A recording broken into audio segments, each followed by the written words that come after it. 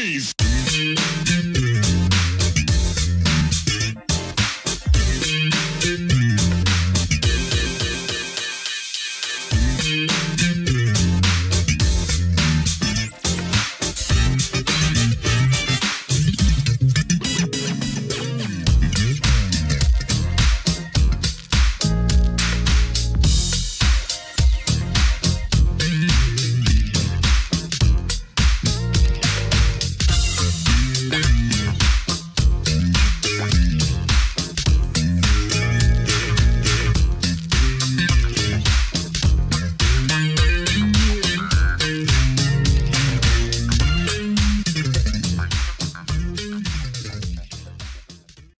Welcome back to the next part of this Truth and Rhythm episode.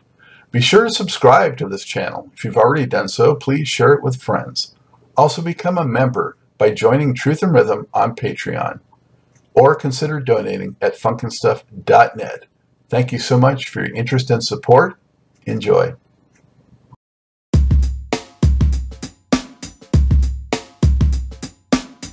Hey, before we get started with today's show, I just want to draw your attention to new merchandise. Funk and Stuff and Truth and Rhythm designs are in, and they look pretty darn cool. So show your support, help support the program, and show off some stylish merchandise and apparel. Only at the Funk and Stuff store. Let's talk about some of your records, Robert. So your first one was like 2012, I believe. It was an EP, New Jazz Funk, right? And you came out with a little more of a fusion jazz kind of thing that had some funk flavor, but it was more jazz fusion. So how did you decide to go in that direction? Because I didn't have no control and not enough money to do what I wanted to do. You know what I mean? A friend of mine by the name of, let me forget his name, Tim Laws, used to play guitar with Isley Brothers and somebody else back in the days, had a studio at his house, and I told him I needed to start recording, man, because everybody was, see, I was just, at that time, I was just coming back out of my shell. Remember I told you about the grown kids, you know, the 6 kids? Mm-hmm. By 2010, I remember that's when I started coming out of that shell, because people were like, why, man, why you just sitting up in the house, Rod? You got all this talent and all this stuff, right? You know what I mean?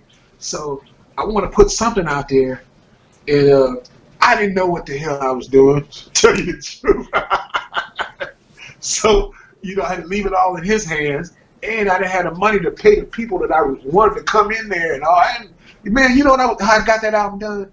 I was giving away gear. Yeah, I look back now and I say, dog, I hate I gave him that guitar. Man, he got that Congo set too, and that signature pedal for Morley with the flag on it and the eagle. Damn it! But you gotta do what you gotta do, man. Yeah. Well, still though, I mean, there was good guitar on that record besides your bass. Oh yeah, that boy's bad. And you got some good bass on Slow It Down, kind of a Stanley Clarke type of flavor. Mm-hmm. And Lou, Thank You. I went through, it's got some serious plucking on it, you know, kind of like some Powell and Lewis influence there. Uh-huh. Yeah. Oh, wait a minute. I'm just, you know, I'm kind of exhausted, forgive me. But you guess what happened with that album? I forgot. That album sold, somebody from Japan bought 9,000 copies of that. And with the ones I already sold, I sold about up to date 16,000 copies of that. Ain't that something? And they anonymous. They still, I said this in another interview. Nobody won't contact me and let me know who did that. But I got a big market over there I've seen now, because they've been buying a lot of this Fonk Record too. But they never leave no, you know, I can go behind the scenes and check, and it's always unanimous. It won't, I got a secret admirer out there, man. Well, there's some Japanese that definitely love their jazz fusion and funk and American, you know, music. So, but interesting that they're anonymous like that. Yeah, you know what I mean? But that one guy, but this they say it was a company or something that bought that 9,000. They bought that all at one time. Bow. And so, you know, when stuff like that happens, especially when you're doing independent releases, and you start going to the studios talking about it, that passes around real clear, fast. You know, so I got a lot of work just by people seeing me generate that kind of interest off that album. So, you know, it's that old saying, nothing to it but to do it, or just do it. You know what I mean? Right. Just do it. You know what I mean? I just did that. I looked at that album really as just a demo so people could see something I did. You know what I mean? Because I missed the opportunity to record, get my recording out with Lewis and Robert. You get me? So I said, like, I got to put something out here. You know what I mean? Get it started. You know what I mean? I've been playing with a lot of people back in the days, but you got to start documenting that stuff. You know what I mean?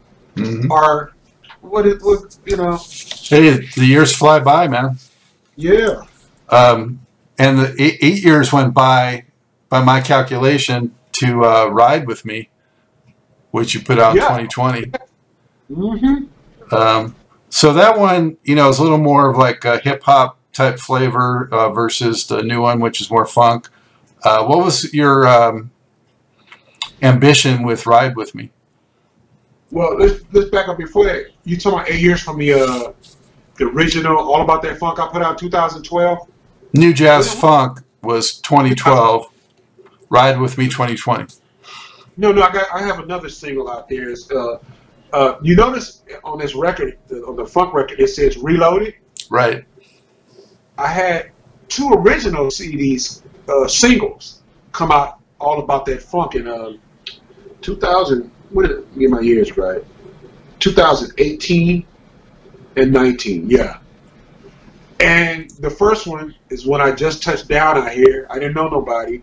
I got mad at the drummer. I went in there and did it all myself. I ain't played drums in a long time. I was rusty. And so, I mean, I went there and cut it, you know what I mean? But when I listened to it later, I was like, that ain't gonna fly, you know what I mean? It's not terrible. It's just, it's nothing, no excitement to it. It's too basic, you know what I mean? Mm. I just stuck on the old groove back in the days. Remember that one? They made all the songs off the 70s like that. Can you hear me? Yeah. So, so you had those singles, but then with Ride With Me, what were you looking to accomplish with that one, and how was it received? Received well, but what I was looking to accomplish was, what happened is I was playing with a group, a hip hop group out here, very good performers and writers. They didn't want all the awards out here, Maryland Music Awards and all this stuff. I was a bassist for them for 2 years, and the hip hop rubbed off on me. They were a hip hop group like the Roots. They did the rapping and they had a real live band behind them. Now before that, I wasn't really into too much rap. I like the old school stuff back from the 80s, you know what I mean? But I really wasn't into all this new zik and all this stuff going on now, you know? Mm-hmm. Talking 100 miles an hour, I just wasn't.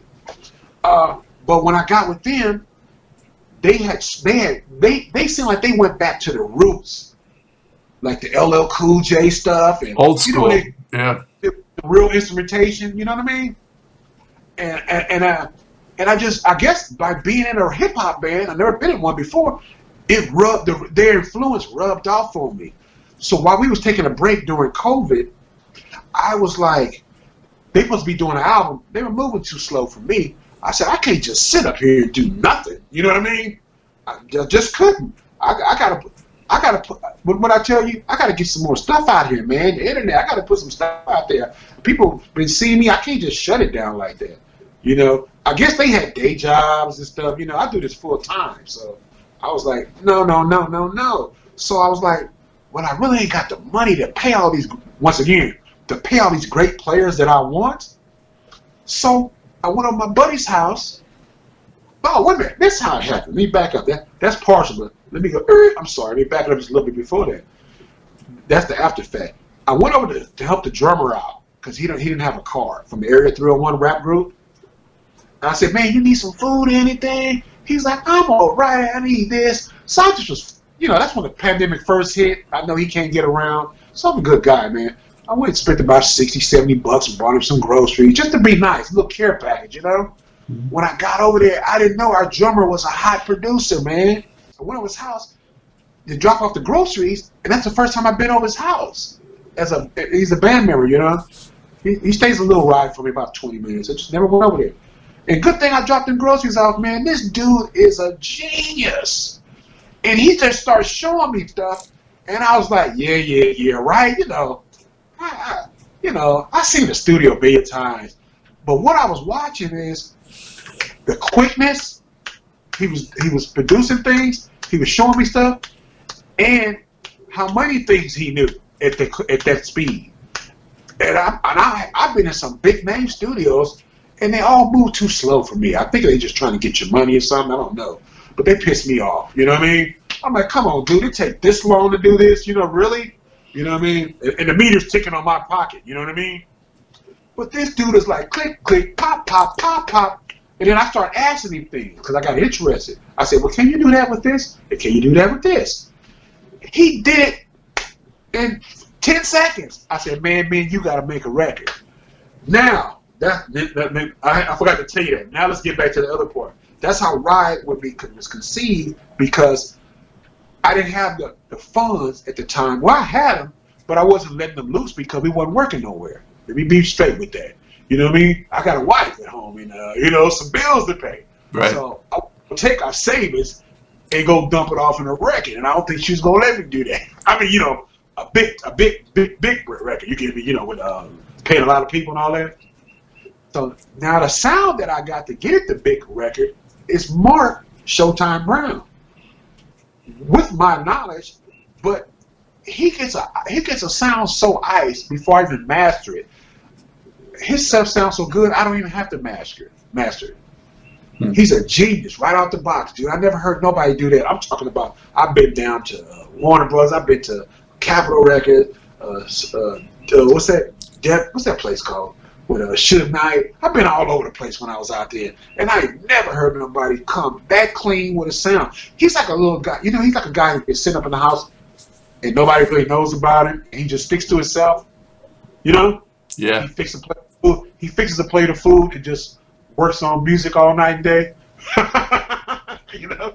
And then he comes plays drums with rare appearances with us. He just a hidden gem, man. I've been trying to pump him out there as much as I can, you know. But like the wizard behind the curtain. Yeah. So anyway, and he's funky. He used to play with George Clinton. Got to look him up too. Mark Showtime Brown. He played with another group. You heard of the Clones of Funk out here? The Clones of Funk. You heard of them? Yeah, he's played with them, and he did some stuff with George Clinton too. So he got that funk thing like me and you, but he's a drummer, so he know how to. When he's writing, he got that funk in him. He got what I need. You know. Well, I'm looking at the tracks on the record on Ride With Me, and in Royal Cookies, you got that like slide bicycle horn, right? That was. You see where I got my ideas from, huh? That's cool. I always like that callback. Blue Dream has a little bit of a Dr. Dre kind of piano flavor. Blue Dream was really, I was thinking about a Mint Condition. Okay. And on Pretty Brown Eyes. Yeah. Nice, you know. Yeah, that was kind of take from him. Godfather OG, kind of a Fred is Dead type of groove is how that struck me. Yeah. Yeah. Some good stuff, though. People need to check that out. Oh, yeah. And then the new record, which is definitely the bomb, the Fonk Record. Nothing but Fonk records coming out from now on. Oh, love to hear that, man. That's music to my ears right there. Yeah, I got a new single coming out on the 4th of July. So, banging. Yeah, I mean, you've been doing videos for like almost all these tracks, it seems, really promoting them. And Get Up is kind of a P-Funkish type deal. This is how I hear it, all right? On the One, kind of a cameo Gap band type vibe, Hit Me JB style. Mutron, of course, is like a Bootsy tribute, really. Mm-hmm. And you mentioned Wayman Tisdale, and you got a tribute for him on here. So tell me a little bit about those tracks and how this came together. Yes, because you got it a little wrong. That's it, but that's how you feel. That's good. Get Up. I was thinking, if you really, really listen to that again, I was thinking about Cameo. Listen to it again. On the One and the funk intro. Let's do one at a time. Let's start from the first song. The funk intro. Of course, I needed wanted an intro because remember back in the days, I used to just listen to those intros and they just excite me, man. You know, almost all funk songs had some kind of intro to it, and I just wanted to start that off with that. And, the rap just happened to happen, but the song structure from this was really the structure of the rap and everything. It was it's really taken from Ice Cube, How to Survive in South Central. The verses and boom, boom, boom. How to Survive. Everything he was doing, I was taking that energy and sculpting this song from that. And the bass, keyboard bass you got in there, I was thinking about Roger Troutman and Zapp. So that's how that one came about, the intro. And I just wanted to I wanted to do something, man, because like you doing, I don't see enough people, you know, it irks me sometimes. It's getting better now, but it's sometimes if I think about it long enough, how everybody's talking about all the players back from the 50s and 60s with jazz, and all the rock players from the 60s and 70s for the rock players, and then the funk is kind of left out. You know what I mean? Oh, so, yeah. I did that intro as a tribute. You know what I mean? It could have been much. I could have did it for the whole 5 minutes, but I want to still make it commercial. You know what I mean? Yeah. That's the reason I did that intro. And if you listen to that intro, I know you know already. I'm not just blabbing. I actually studied what I wrote down. You know what I mean? Those are true facts what I'm saying on that intro about how many funk groups. I was astonished when I did my research. I didn't know there was that many funk groups back there. Over 78? Golly. And when I looked it up, it was like more like 135 or something. Yeah. It was glorious, man. Yeah, well, yeah, that's crazy. You know? And they didn't even have sorry about this Recording Academy, but they didn't even have a category for Grammy. I mean, a category for funk. Shame on you. And I'm a member of the Recording Academy. And shame on the Rock Hall of Fame right now, too. Yeah, you know what I mean? Man, no category. And oh, this is what it was. That 78 that I mentioned in the intro, that 78 was made it to the majors. That's unheard of, dude. Am I right, Scott? Yes. 78 groups. Look that up when you get a chance. Oh, I got something else too. Since I've been talking, let me show you a little surprise. I gotta do some reading on you too. That looks familiar. And I couldn't. You know what? I can't hold secrets. I wanted to tell you this so bad, like about 4 or 5 days ago, and my wife said, "No, surprise me at the interview." I said, "Cause you know I support the funk, you know what I mean." And I looked into this book, man. I said, "Woo! I gotta find a day when the wifey's gone for a weekend and really just kick back, you know, have my sandwiches on the table and stuff, and just really be in my own world and really get to this. This is some juicy stuff, man. Thank you for this." Oh man, thank you. It took me a couple of decades to finally get that out. It's in depth. It just tells you the actual factual. You know what I'm saying? Yeah. Go, yeah, guys. Bob, and I'm gonna tell y'all, this wasn't scheduled in this interview. Scott knew nothing about this. I'm telling you to go get this, baby. I just read about 20 pages and I was like, golly. Get you some coffee, some food, nice table, get everybody out the house, and get you some information. Yeah. And some a lot of good history. Thank you for that, man. How's the new record being received? You know, and are you looking forward to getting out there as this COVID lifts and doing some of it live? And yes, I'm actually. I guess I stay so humble, but I'm actually. My wife just says she don't know why, but I'm actually shocked with all it's doing. This album is doing. It's doing what I wanted it to do. You know what I mean? But I don't know. I just I didn't know. You know, I don't know.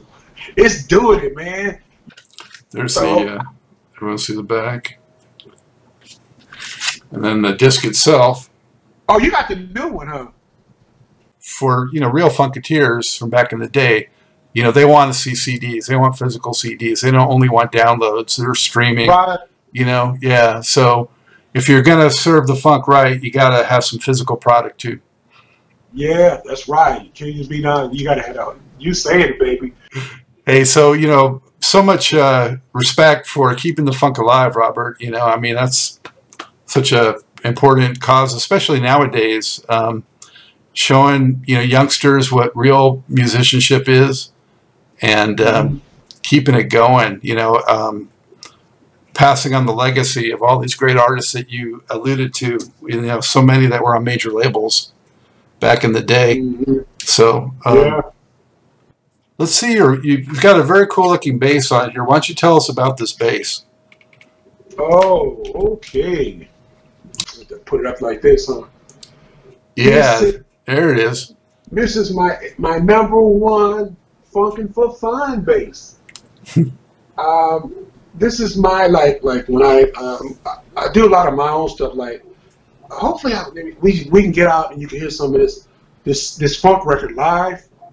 I've been rehearsing with some guys. Some session guys. A lot of session guys out here. They bad guys. And if I can get us all together and they open up what's that venue? Bethesda. Yeah. Yeah, Jazz and Supper Club. It's big. They work with the community a lot out there. That's just one place, but it's a huge place. I like to go there and maybe see if I can hook up with Garrett on the guitar and we can do something out there with this funk record. But until then, this bass, like I said, I like it. Now, I wouldn't bring this bass to play behind Fantasia or somebody. Not on the first date. I'll get to the other bass for that, which is the little brother for that. But this is my super funk bass. It has I really went on and You Only Live Once. Let me put it back up so you can see it. It has I have let me see. Does the lights come on? You see the LEDs? Yeah. Yep. Yeah. I just really went way out and try to get this in that picture right. There you go. That's pretty good, right? Yeah, can seem good. Yeah. And then I got stuff like my name at the 12th fret. See it? Harper? Yep, got it. Bam! And if you look at those frets real hard, I didn't polish them up today, sorry. Just got out the shop, remember the other day? Yeah, and of course it's a five string, right? Yes. And the frets are gold plated. It's beautiful. Beautiful instrument. Sorry, I didn't buff it up for you. Can you see it? Yes. And this. Look who signed the back of it. Can you see that? Let me get you in the picture there. Hold on. Close. Is that Bootsy? Yeah. Yeah, now I can see yep, there's Bootsy's signature with the smile. Yep. Big man he always does. You see that? All the way from top to bottom. Keep funking on, baby. Yeah, when did he do that? Keep that. Let me go back like this. You can see the whole thing, maybe. Can you see that? Yeah, that's a good look. When you see it later, they can zoom in, And this bass also is the, let me see. This bass is number 2 of a limited edition. They only making 25 of these. So that's another special thing. And it's signed with it. You get your certificate and all that stuff. And this is usually the one I take out when I'm doing these little gigs around town. Can you get that? Let me see. That good? Yeah. Yeah. Nice. Get closer. See my name on that one too? Yep, I can see it. And now this one, what I like about it, this is my audition based. If I go somewhere, if I'm actually auditioning, most of the time I don't have to do that. But if I do, every once in a while, somebody wants me to audition, because this bad boy here, I guess because it don't have all the paint and all that stuff, I can dial some solid sounds in there much quicker. See, when you start painting basses, a lot of people don't know. But once you start painting basses and adding stones and all kind of weird stuff, it changes the sound. And so when you want to get that beefy Music Man or Fender Jazz, you got to tweak, you got to know them settings a little bit when you're messing with it. And then when you, and I know you can say, well, if once you learn them, you just keep them like that. No, no, no. When you go to bigger or smaller rooms, it changes. You know what I mean? So you got to. So this one, I love it, but when I'm going first time to get that job, I take this one first. You know? Yeah. And I just love it. They made by Paul the Rat, and I got the I keep the fretware by Groove Gear. I love these Groove Gear little bands. I used to see Victor Wooten with them. I just wanted one just because he had one. But they really come in handy when you're slapping on a 5-string. See, what people don't understand, for me to play Louis Johnson on a 5-string, it's not easy. You know what I mean? When you see me play Ain't We Funkin' Now? Yeah. I wanted to give up a couple times. But do you have to mute the 5th string, or you include it? Yeah. I include it now a lot. I'm so used to this, but I think let me see if I can remember that. Let me see.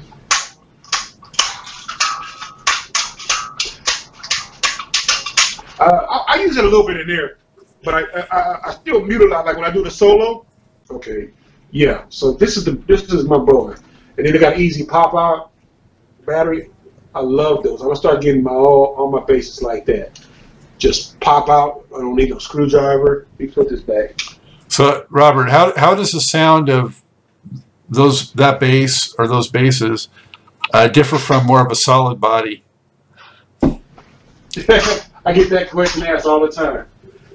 Wait till you hear this.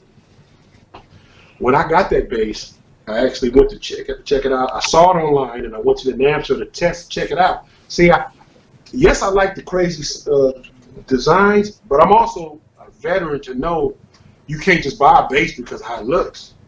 You know what I mean? You got to be able to get some. Hold on. You got to be able to get some work with it. So, okay, I'm good. And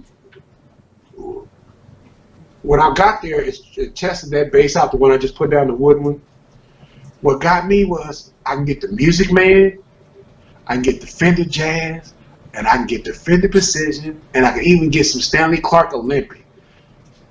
That's all I needed to know. And you can get their sound. But for me to get those sounds, 4 basses in one, I was sold. And I kind of knew it was going to be something special besides the look, because when I walked up and I saw Delano pickups in there. See, I go to the NAMM shows. I've been going to the NAMM show for over 20 years. So I done tried everything. See, I don't get into, when I go to NAMM shows, you won't see me too much popping and slapping. And I'm not trying to put on no show. I do that at home and get paid for that. I'm there taking care of business, making communicate, making networking with book manufacturers, record companies. I'm doing that kind of thing now. You know, that first 4 or 5 years, I might have been like, yeah. But after you've been going there so long as me, it's business. How would you sum up? You know, what does funk music mean to you, and why is it so special? Funk music to me means joy, happiness,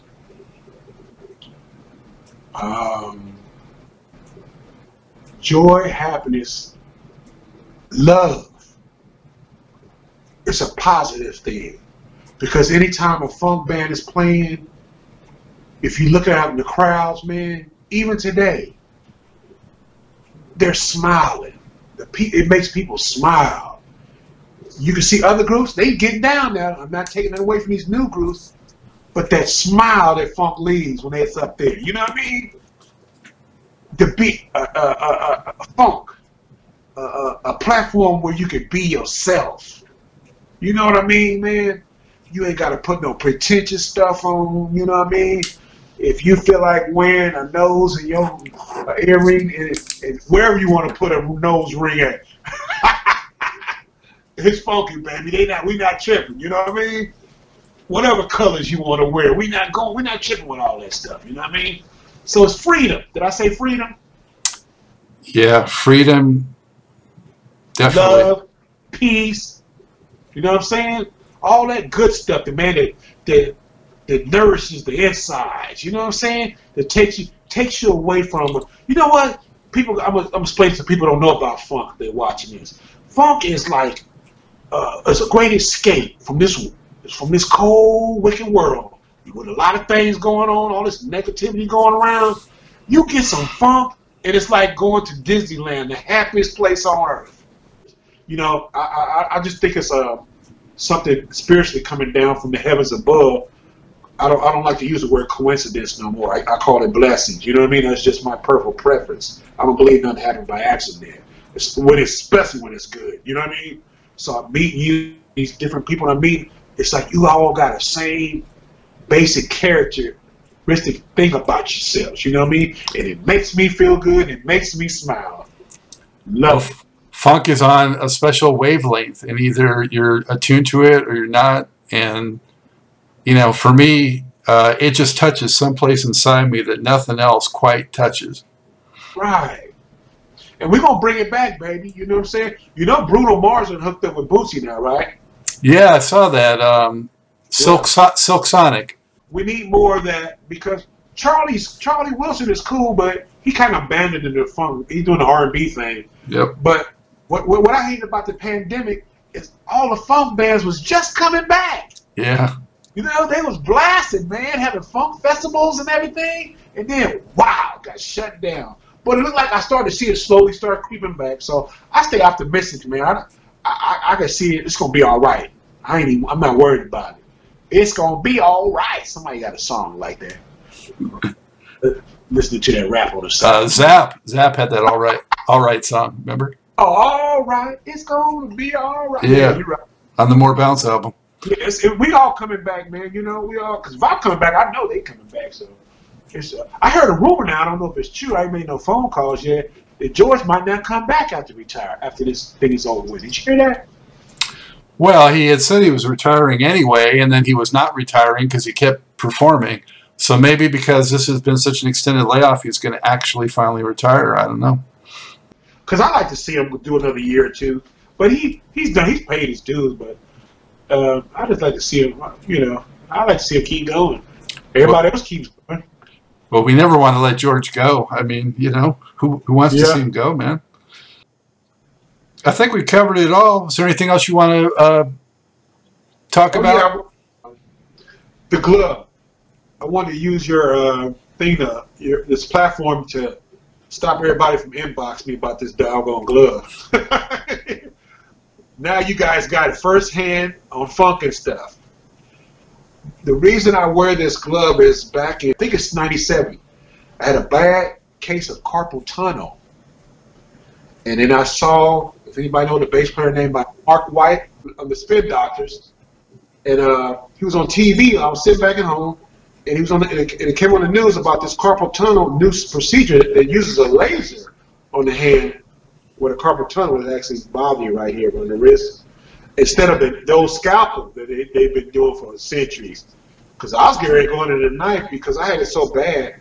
I would play on stage for maybe 25, 30 minutes, and then my hand would like lock up like an arthritis type thing. And I was like, oh no, I can't have that. Whitney Houston ain't gonna like that. You know what I mean? So I gotta get this fixed. So when I saw this commercial, it was like a blessing from heaven came. I was watching, like I said, watching the news, saw Mark. I knew Mark because Mark was with Trekker, with Louis Johnson. The story I told about the meet Louis Johnson at the net. Mark White was with Trekker for a minute too. So I met him in. I know he's a real good guy. He wouldn't get up there and lie to you. You know what I mean? And he was in there and said he got it done. I said, I'm going. And so after I got that done, I didn't never want to have to go through that again because you can re-injure yourself over the years, you know?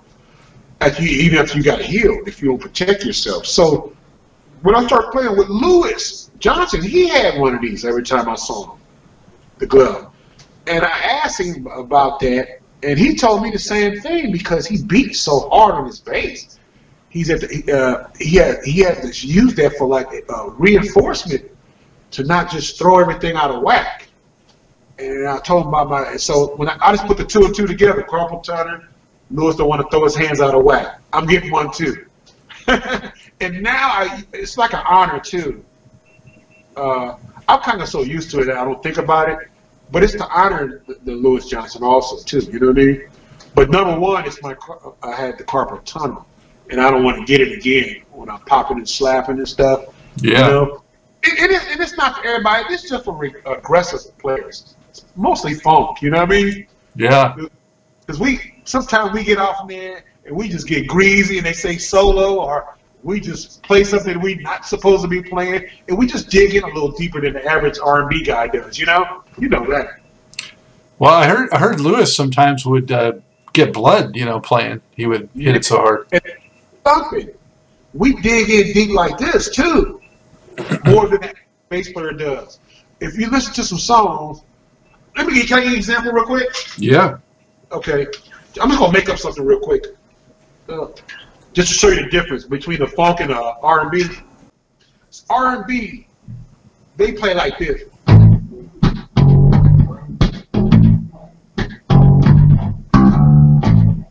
Right? That's a funky line. We don't do it like that.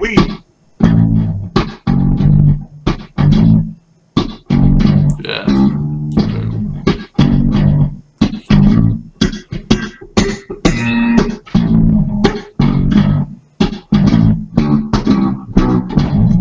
You see the? Oh yeah. We put more physical into it, and you playing that stuff every year like that can be hard on the hands. You know what I mean? Oh, there's a good tip for aspiring funk bass players. So that's why I keep the glove, man, so I can get loose whenever I want and don't have to worry about injuring myself again. And now it's kind of been like with this and the hat. I never really talk about the hat. But they don't sell these hats no more. These are from the Recording Academy. And I was honored to get into that. It's not easy, man. They drove me crazy for filling out all this paperwork. I mean, online. I said, God, leave that like I'm running for president or something. Well, no, president don't have to sign, do nothing, really. So let's not mention that. But, it was like I was like trying to get a bank loan or something. And it was crazy. And the thing about it is, you have to have some credentials out there to get into the Recording Academy because they're gonna ask you, send me the link. Send me the link. They don't want to they're not gonna just take your word for it. They're gonna do some checking on you. You know what I mean? Yeah, like the Screen Actors Guild kind of thing. Yeah. So luckily I had enough stuff out there, but they was asking for. Ooh, I took about I put about 2 hours more. Filling out this? No, I spent, let's say 3 hours filling out the thing to get into the Recording Academy. I almost gave up at the last third quarter, but I was like, not now, man. You know what I mean? I didn't put all this in here, And so I'm a proud member of that. And the reason I'm wearing these hats is because I used to wear my signature used to be the LA ball caps, because I'm from California. But I saw too many other players wearing the LA caps, and I wanted to be different. You know what I mean? Yeah. I was like, man, I thought I had something going here. Andrew Goucher, gospel player. I just see the hip hop dude. I just see these other bass players with a whole bunch of them LA caps. You get me? And I wanted to do something different. And so at one time they had these on the Recording Academy website for sale. And luckily, and that's when you start seeing when I'm doing those bass drum videos. That's the same time I started purchasing these. And then I said, you know what? I'm going to make that my new cap. You know what I'm saying? So I can be a little different. You know what I mean? Right, start right. my own little brand. You know, you see it, it's got the, this is my favorite right here. It's got the Victrola on it, yeah. Yeah. I chose it. I have so many different caps, but I chose this as a trademark for Truth and Rhythm, you know? And it represents where I'm from, LA. So, you know, even though I've been out here all these years, I'm going to always represent for Los Angeles. So. That's right. Oh yeah, I do that. You guys pick up this Fonk record. It's everywhere. Whatever stuff you like. I mean, Pandora. I can't even name all them places. Jay-Z's label. I covered every place. There's no place you can find this. What suits your fancy, get it. Okay, we need your support to keep this funk alive. Absolutely. Right now, we're waiting on about 40-something radio stations to pick up. We just heard from somebody else today. But right now, these two like sister and brother to each other in Hartford, Connecticut. WQTQ 89.9 FM. It's the Funk Show with Marvin Meek. Monday, Wednesday, Saturday from 6 a.m. to 10. You got to check that out. Do you know about him? No. Hey, dude, he make you feel like he's 15 years old. Check out his station. He plays stuff that that we all know as hits, but the major labels haven't never did it. All right. Check it out. And the second station is WRTC 89.3 FM. That's the World of Funk Show with Craig Black, DJ Craig Black, every Wednesday from 12 to 3. So enough of that. Let me move on. All right. Well, what are the websites and everything that people can keep track of Robert Harper? That's a good thing. If you go to robertharperbass.com, everything I've been running my mouth about, I made sure to put it in one hub. Wasn't that smart? I think I have the biggest website in the world. You got a lot of stuff on there. I'll vouch for that. Yeah, I've been. You know, but I wanted people to be able to find almost everything about me in one place instead of Googling all that stuff. You know what I mean? I forgot to tell you about this, baby. I got a new member to the family. Almost left them out. This is a company called me, so I can get up here right. Can you see it? Yeah. I'm trying to get a back shot. You can see it like that. It's cool. Yeah. It's got the tuning keys in the back. Right? Yeah, look at that. Yeah. This way. It's like Biarnel with a Biarnel. And Mark White got one of these from the Spin Doctors I was mentioning earlier. Yeah. They like my funk so much. They want to create a signature bass for me from scratch. So you're going to see something funky and wild coming. I think he said he's going to start on in October.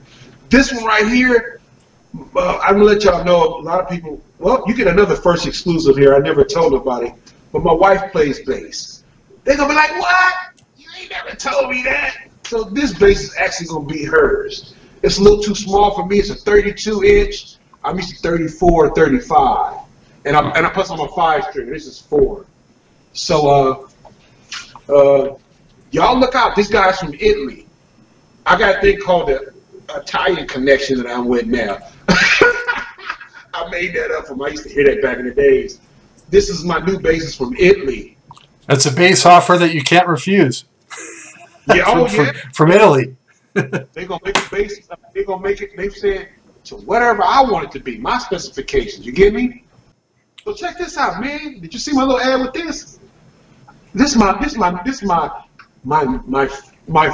member of the. This another new member. Guess what this is? Well, it's a foot pedal of some kind. Yep, it is. Look, it's solid. It's solid too, baby. Let me show you what it do now. We're running off a battery pack right now that lasts 5 hours. Turn the battery pack on. Watch this.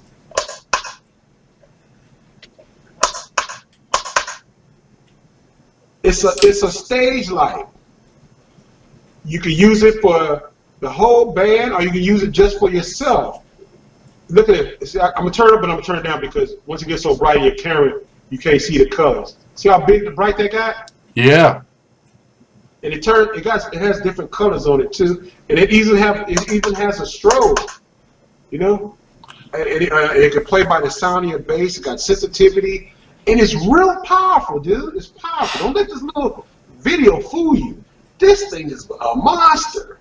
And a little bitty old carry thing. You just turn it off when you're finished, close it down like that, take the battery thing off here, put it in your little gig bag or whatever, and you're good. This is I like this because like when I do a lot of product videos right here in my home, like I'm talking to you right now, but I'm actually playing the instrument, and I can use this for my product videos. And I also can use that in them little clubs where it's dark and I don't have no sound engineer. Yeah. Can you hear me? Even I could use that for doing this show. And yeah, okay, we got to get you hooked up then. Talk to my buddy there. One of my lights just went out, actually, so I'm probably looking a little darker right now. DNA guitar stands. Check that out. The baddest stand in the world. You see that? Yeah. Yeah, it looks like it's going to hold on to that guitar. Check this out. If I can do it real quick. Let me see. 2 hands. Watch this. Automatic locking system. See if I can get this caught. I'm giving him a free commercial right here. Watch this. You see that? Yeah. It locks by itself. And when you're dealing with expensive equipment like this, you know, you start getting into the $6,000, $8,000, $10,000, and you playing in a small club. You want your stuff secure, man. Not just where it won't. Of course, number one, you don't want to fall down and break, especially that bass because it's made in another country. You know. But number two is, you know, a lot of gear people don't talk about it gets lifted at gigs. You know what I mean? You turn around, hey man, where's my bass, dude? You know what I mean? Well, it was there a minute ago. You know what I mean? I've heard horror stories. Bow! Can you see that, baby? Yeah, gold mic. From one of the baddest groups in the world. Guess who I joined ranks with this? Snoop Dogg uses these, Alicia Keys, a lot of people. And I actually got this endorsement when I was with the rap group. But since I left that, my new band that I'm playing with, True Soul, they're like an R&B funk band. I'm gonna bring these and let them get down with them. And you'll see these in some of my bass drum videos too. You know, but I want to thank them. This is made by Telefunken. Ain't that something? That got me. You know that name got me, man. That works. Yeah. Yeah, this is made by Telefunken. I think they from Germany. Yeah. Some of those German companies use funk. Yeah, and this is a bad boy. You know it's different as soon as you plug it up. And they endorsed me with 3 of these bad boys. It's called the M80. If anybody's interested in looking on the website, the M80 Gold. All right. M80, like a firecracker. It's another thing. I told you I like different stuff. My Italian connection, Galli String. To get a little close with that. From Italy. Guess what the twist is with these? You know they got people like nickel, people like steel, right? These got a combo, nickel and steel together. That's why they call them the synthesis. You know, bad. They strings are already remarkable because what people got to do is use some common sense. If somebody been making a string since 1908, even though you ain't heard about them on a commercial or something, you ought to still look into that. You know what I mean? I can't really show you this because I don't want to move the camera. I've been playing on this fantastic amp. Let me see if I can raise that up a little bit. Let me see if I can catch it. Oh, it made it, huh? Yeah, I can see it.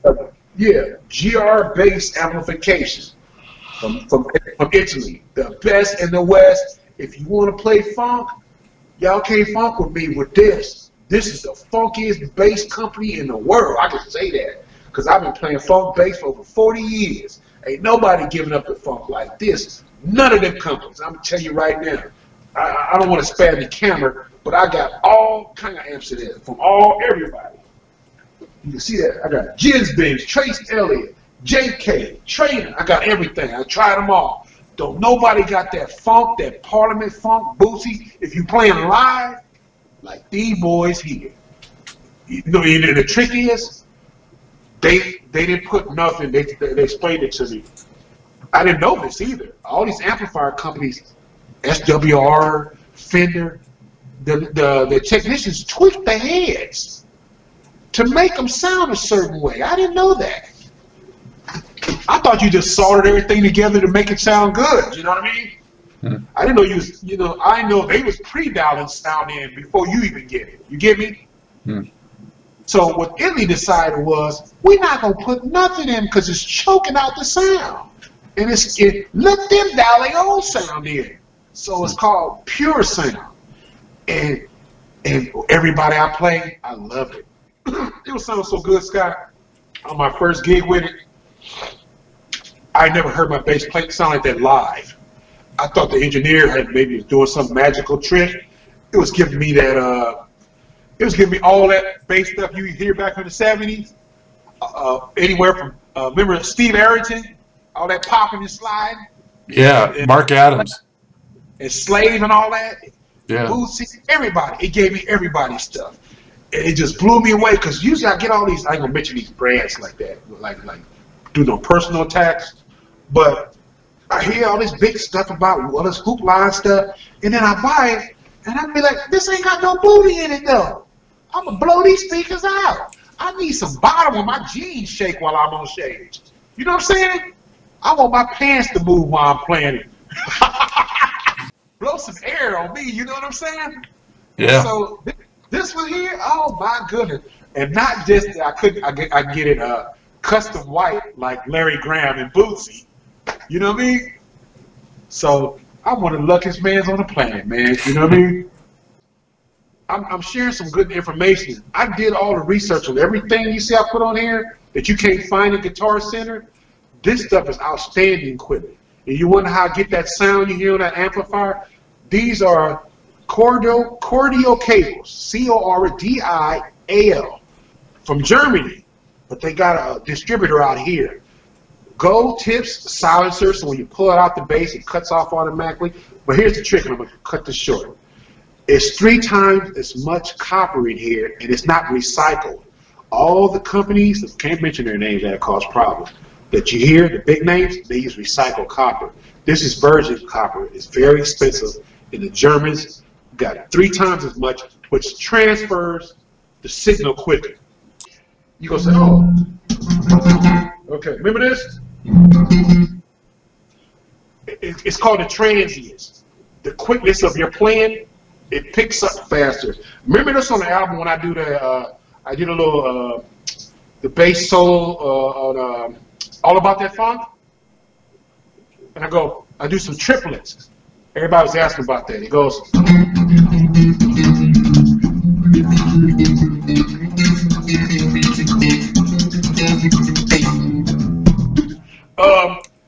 did you catch that? Yeah. I played it well. Sounds good. That's my music, but that's a quick thumb a la Victor Wooten. Thanks for the tour of the laboratory there, Robert. Yeah, I gave you guys a good tour, didn't I? Yeah, appreciate it. And thanks for the funk, man, always. And thanks for the music and for the time. Man, and you keep doing what you're doing, man, and I'm going to keep doing what I'm doing. This is just the beginning of our friendship, man. You know what I mean? Stay healthy. You get a little exercise at least every once in a while. That's what I do. I don't do it like I used to, but I try to keep my little exercise machine going and eat right most of the time. Not all the time, but you know what I mean? Oh, yeah. Yeah, you got to take care of yourself, man. We still got some things to do, Scott, me and you. Absolutely. Yeah. Oh, yeah. Okay, with that single we got coming out in July the 4th. First time I said that on funknet, funkandstuff.net. There you go. All right. Hey, it's great talking with you. Good to meet you. Take good care, man. And the way I act, this ain't no put on, baby. I'm a happy camper, baby. I ain't got everything I want, but I'm cool, man. You know what I mean? I hope you enjoyed this episode of Truth in Rhythm. A big thank you goes out to our guest as well as to you, the viewer and listener. Also, much gratitude to Pleasure for supplying the show's funky opening and closing music. As a reminder, you can always access the complete list of linked shows by episode at funkandstuff.net. I urge you to support this program and receive the extra benefits along with that by subscribing to the Funk and Stuff channel on YouTube and sharing it with funk, R&B, and jazz lovers, joining Truth and Rhythm's membership program at Patreon, submitting a donation at funkandstuff.net, buying Everything is on the One, the First Guide to Funk book at Amazon, shopping at the Funky Things store for cool merchandise at funkandstuff.net, and linking through funkandstuff.net for all of your Amazon purchases. In addition, if you're an artist or anyone seeking proven, results-oriented professional marketing, PR, writing, or editing consultation or production, check out the media services section at funkandstuff.net. Also, I encourage you to drop me a line at scottg@funkandstuff.net. I love the feedback, suggestions, guest requests, appearance and sponsorship inquiries, and just talking about my favorite subject, groove-based music. For now, and as always, this is Scott Dr. GX Goldfine saying, keep on vibing to the rhythm of the one.